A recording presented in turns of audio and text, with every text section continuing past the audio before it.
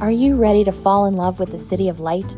In this video, we're taking you on an unforgettable journey through the heart of Paris. Forget the typical tourist traps. We're diving deep into some of the most beautiful and iconic spots, along with a couple incredible hidden gems in Paris we bet you've never heard of.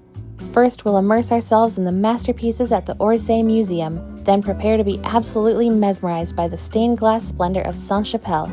We'll climb the historic Tour Saint-Jacques for some of the best panoramic views in Paris, and get lost in the charming artist's quarter on a Montmartre walking tour.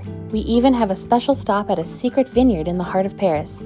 And of course, no trip to Paris is complete without a visit to the Eiffel Tower. So whether you're planning your first trip or just dreaming of a Parisian escape, stick around because we've got the ultimate Paris travel guide just for you.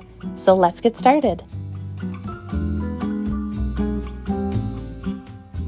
Hi friends, I'm Jeremy and this is Mapping It. Unfortunately, Karin isn't feeling well, so it's just me today. So we're going to check out some highlights of Paris and some secret gems that you may not know about. First off, we're going to start with the Musée d'Orsay, the perfect place to check out some Impressionist art. The Orsay Museum is the second most visited museum in France after the Louvre, and it's filled with Impressionist art. You'll see Monet, you'll see Manet, and you'll see Van Gogh. The museum can get busy, so we recommend booking your tickets in advance and either visiting when it opens or later in the day, just before close to beat the crowds.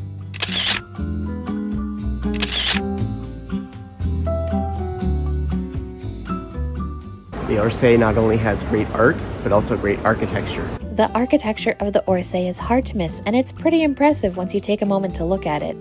The building has a huge vaulted ceiling with giant arched windows and stunning turn-of-the-century architecture. The building used to be a train station, Gare d'Orsay, and you can almost picture trains coming and going along the central corridor of the museum.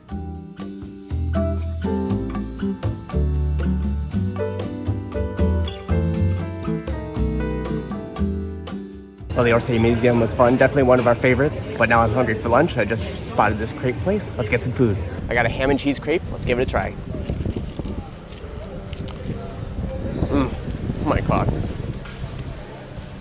So good, so savory, nice and salty with the cheese and the ham. Well, that crepe was very good, perfectly melty cheese and a super light crepe. Now our next stop is Sainte Chapelle, a church with some very impressive stained glass windows. Let's go check it out.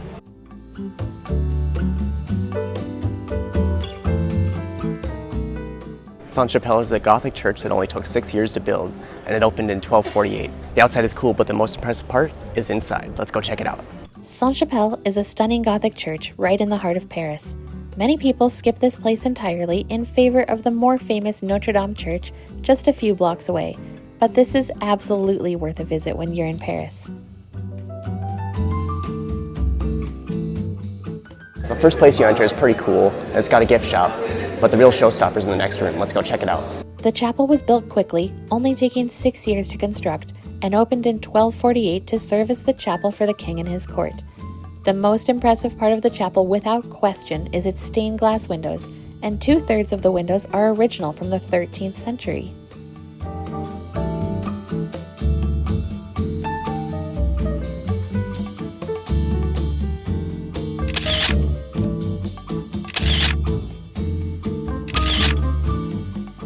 Sainte Chapelle is very beautiful. Next up, we're going to go to Saint-Jacques Tower. Should have a very good view of the city, maybe even the Eiffel Tower. Let's go check it out.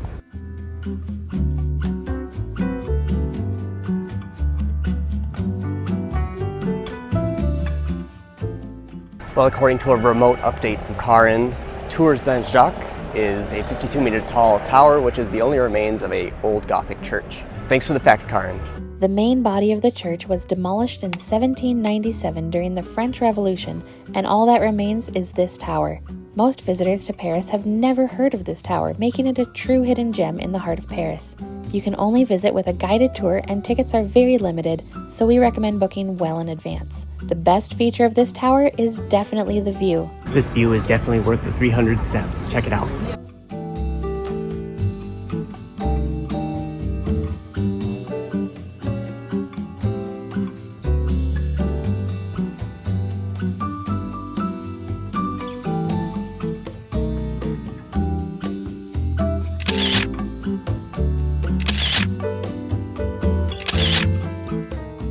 The view from the top of the tower was spectacular, definitely worth the 300 steps.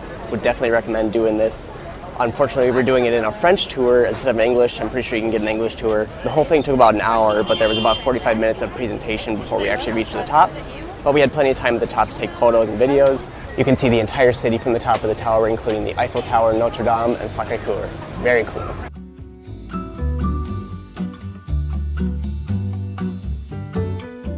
I'm back. I took the morning off and I feel so much better now. We are on a walking tour of Montmartre. Let's get going. The walking tour took us all around this charming neighborhood in Paris. The area is famous for its winding cobblestone streets, stunning church, and of course, being home to many famous artists throughout the years.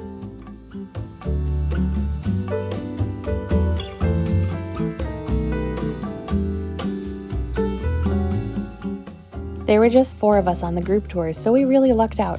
Our guide took us all around the neighborhood, uncovering history hiding just below the surface. Guidebooks are great, and we love self-guided walking tours. But having a guide take you around the city really makes the history come to life, and they often have more stories than you could ever fit in a guidebook.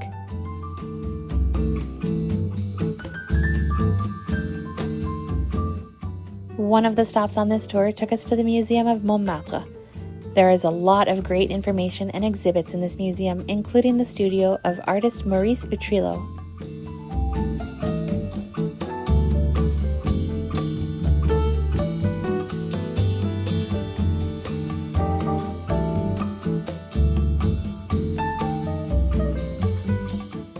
Did you know there was a vineyard in Paris?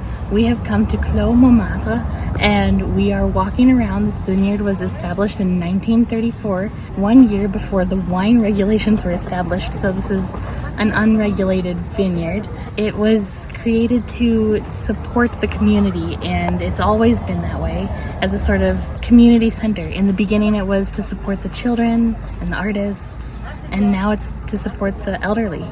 And everyone comes to harvest the grapes, and we get to try some. Let's give it a try. Ooh, that's strong.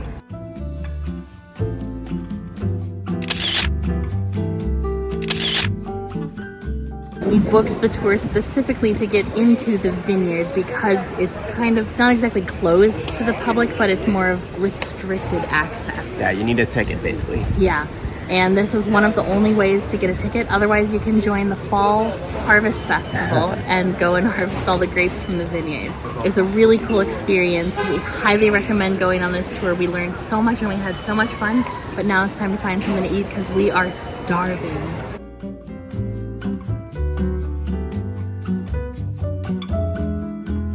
We came to Place du Temple. It's a fun place to hang out. There's artists and cafes.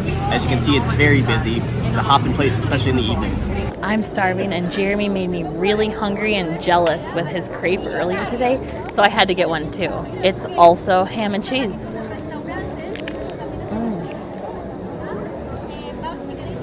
That was just crepe. A little dry. Oof, that was a very dry bite. Okay, let's try this again. I think this one is the prime place to bite. Yep. That is so much better. It's like a grilled cheese, but the French way. The cheese is warm and melty, and you got savory ham, delicious crepe. This is very good, and it's hitting the spot.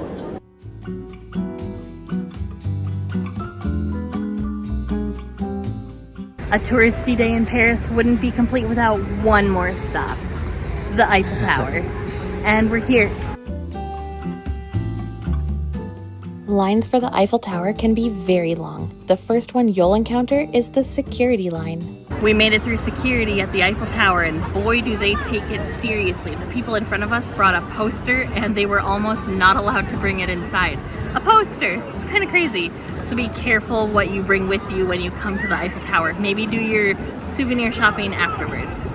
Save yourself some time and book your ticket for the Eiffel Tower in advance. Popular times to visit, like around sunset, tend to sell out, so book early. Lines can be long to get through security and wait for the elevator, so give yourself plenty of time to get to the top.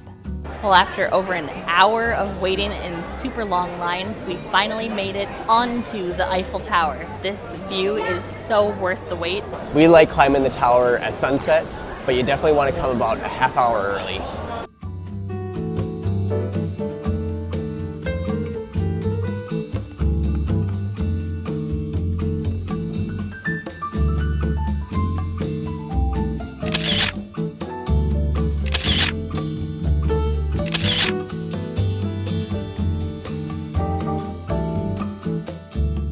Well, this was a great way to end a day in Paris. We will see you in the next one. Let's get some food. I got a ham and cheese omelet.